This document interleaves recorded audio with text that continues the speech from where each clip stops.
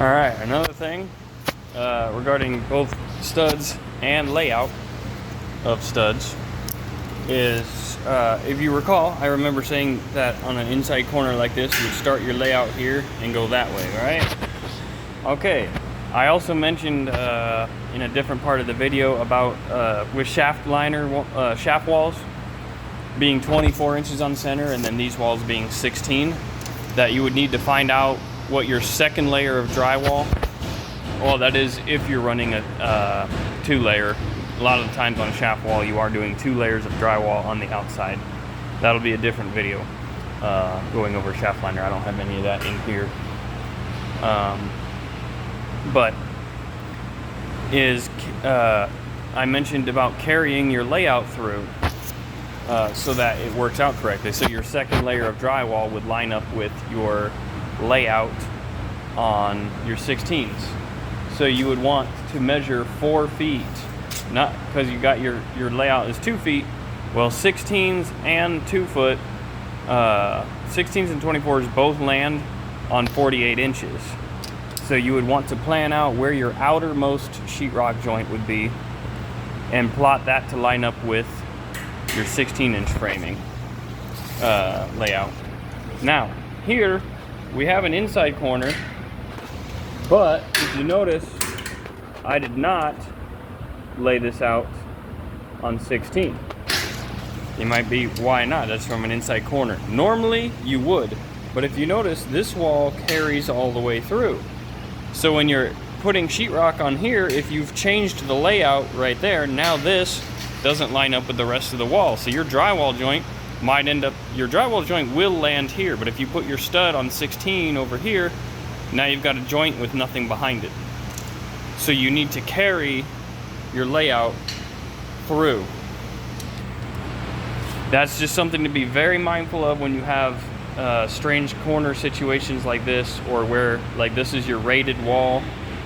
Otherwise I just would have carried this all the way through and then stopped this one back here.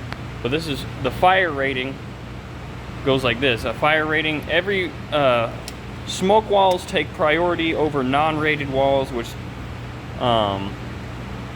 let's see, the rating goes non-rated, then it goes sound and smoke, 1 hour, 2 hour, 3 hour, 4 hour, etc. And depending on the severity of rating on that wall, the higher priority or the higher rated wall takes priority in your framing. So it doesn't matter how difficult it may be, because sometimes you may have a rated wall with just a little section like that, but it doesn't matter. You need to keep the rating, the envelope, which you will find on the blueprints. You'll see the envelope and you can trace how they separate the building into different fire and smoke compartments. So in this case, this is the firewall coming there, comes over to here, comes this way, and then it goes that way. So this is not even, it's just a sound and smoke. This is fire. So I have to make a corner here. Therefore this needs to be, I cannot run this wall continuous and then just slap this one into it. No, you need to have a drywalled corner right here for that fire envelope, and then start your lower rated wall from this point. But because this is all one wall plane right here, you need to carry your layout through the plane while creating your envelope corner right there. So that's why this layout seems a little strange, being 12 and whatever it was. But if you look, oops, I turned that one around. No, I had that right, my bad. That's why this layout seems weird when looking at it from this side, but it's actually in line with this side. And I'm not 16 right here. I did that intentionally because I wanted my 16 over there for that side. It's not super relevant how you go with it, honestly. I could even stagger these if it was a normal double wall. I'd probably have them staggered, but since this is a double wall instead of an 8-inch, I want them together so I can bridge them a couple times so that they act as a single stud.